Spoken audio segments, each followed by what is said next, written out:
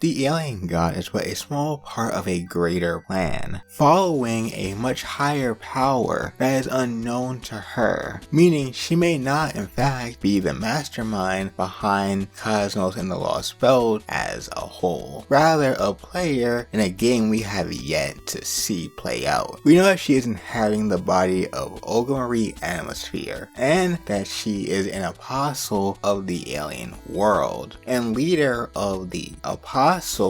who have all mostly appeared in the story, those being Domon, Rasputin, and Muramasa, who are watching the cryptors, and on Chaldea's side we have Moriarty, Sherlock Holmes, and a mysterious individual called the Count that we have yet to see as of the end of Lost Belt 7. The alien god found Earth after hearing a call from one of their brethren who was being experimented on for 100+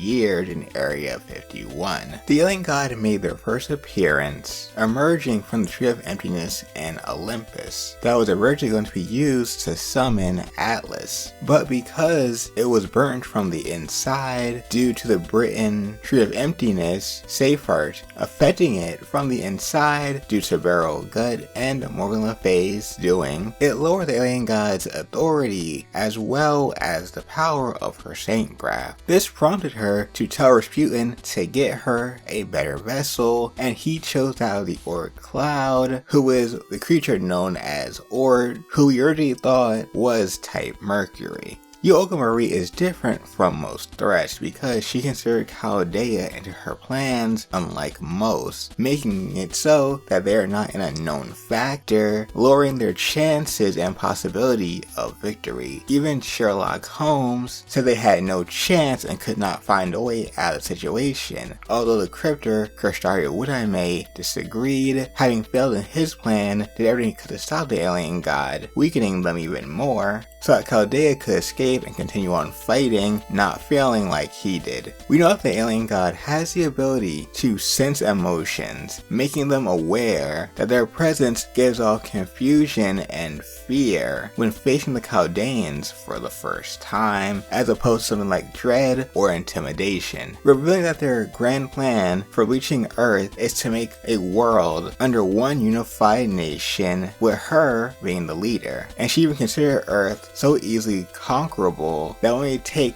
less than a year due to the size of the planet itself. Later on in the story, in the Tunguska epilogue, she sinks the Wandering Sea, which was the base for Chaldea for most of Cosmos in the Lost Belt, and then further along in Lost Belt 7, on her way to South America, she attacks the Storm Border and even hit by their built-in Excalibur Blast weapon, which should have done something, but it did nothing, which was very bad for them. And God decided to protect Chaldea, probably because she wanted to be the one to defeat them. The damage she took from this caused her to lose some of her memory, and as a result, she became a temporary ally for the first half of the story. And Rasputin decided to help us as well because he goes where the alien god goes. And I also assume that he was having fun as well from some of the scenes in the first half of the story. During our journey, she bonded with one of the Nemos that was with the Master after falling off of the Storm Border, and was shown to be very upset at the death of said Marine, which depending on how you do a certain fight ends with the Marine killing themselves or the Marine being killed by someone else. But as we know, that's no problem because as long as the main Nemo is around, we have as many Marines as we need. And it's also around the time where we find out that Koenskaya was summoned due to Gordolf still having her lipstick, and her assistance allowed Chaldea to survive a situation they might not have come back from.